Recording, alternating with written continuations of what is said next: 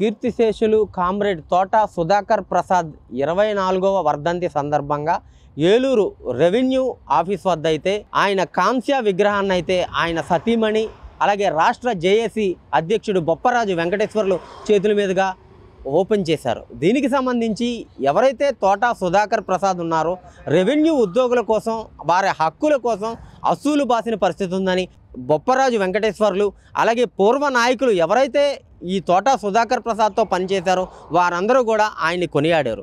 అనంతరం ఆయన కాంస్య విగ్రహం ఓపెన్ చేసిన తర్వాత ఆయన జీవిత చరిత్రను ఒక పుస్తకం రూపంలో తీర్చిదిద్ది పుస్తకాన్ని కూడా ఆవిష్కరించిన పరిస్థితి అయితే ఉంది.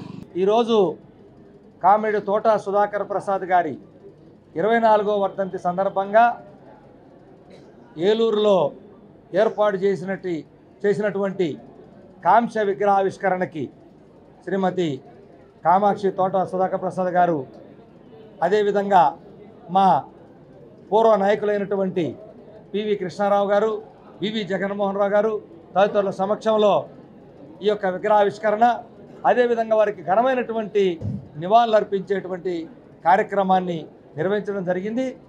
ఈరోజు ఏలూరులోనే కాదు, రాష్ట్ర వ్యాప్తంగా 26 జిల్లాల్లో కూడా రెవెన్యూ అసోసియేషన్ పక్షాన వారికి ఘనమైనటువంటి నివాళులు అర్పించడం జరిగింది.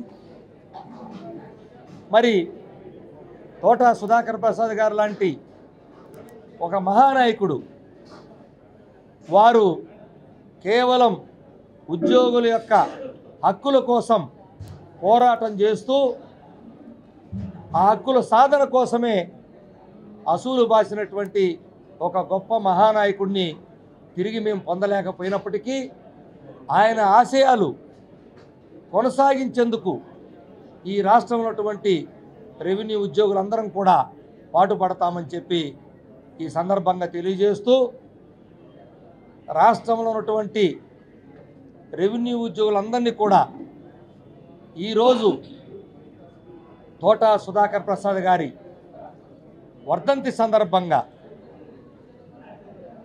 అందరం ఒక అంశాన్ని ఈరోజు ప్రస్తావించుకోవాలి. మన పూర్వం పెద్దలు రెవెన్యూ శాఖ అంటే ప్రజలకు అతి చేరువైనటువంటి శాఖలాగా, ఏ పనైనా సరే మనం తహసీల్దార్ దగ్గరికి వెళ్ళాలి అనే ఒకే ఒక అంశాన్ని అనుకునే వాళ్ళు ఆనాడు ప్రజలు. మరి అటువంటి గొప్ప పేరు వల్లే ఆనాడు దశాబ్దాలుగా మన పూర్వీకులు రెవెన్యూ శాఖలో ప్రజలకు అంత చేరువు కాబట్టే రెవెన్యూ శాఖకి అంత పేరు వచ్చింది.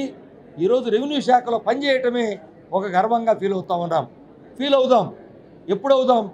తప్పకుండా ప్రజలకి గతంలో మన పూర్వీకుల వలె ఇంకా అంతకన్నా మెరుగైనటువంటి సేవల్ని మనం ప్రజలకు అందిస్తూ వాళ్ళకి ఇంకా దగ్గర చేరుస్తూ, మాకు రెవెన్యూ కార్యాలయాలకు వెళితే మాకు ఏ పనులైనా జరుగుతాయనేటువంటి వాళ్ళల్లో ఆ గర్వం వచ్చినప్పుడు మనం ఆ గర్వంగా రెవెన్యూ శాఖలో పనిచేస్తున్నాం అనేటువంటి రావాలని ఈరోజు తోట సుధాకర్ ప్రసాద్ గారి సాక్షిగా ప్రతి ఒక్కరి ఉద్యోగిని కోరుతా ఉన్నాం. తప్పకుండా అక్కడక్కడ ఎవరో కొద్దిమంది చేసేటువంటి నిర్లక్ష్యం, అలక్ష్యం వల్ల మన శాఖకి అక్కడక్కడ చెడ్డ పేరు వస్తుంది. దయచేసి భవిష్యత్తులో అది పునరావృతం కాకుండా మనం రెవెన్యూ శాఖ ఉద్యోగులం, మన ఉద్యోగులం సేవలకే అంకితం కావాలి, ప్రజాసేవకే అంకితం కావాలి.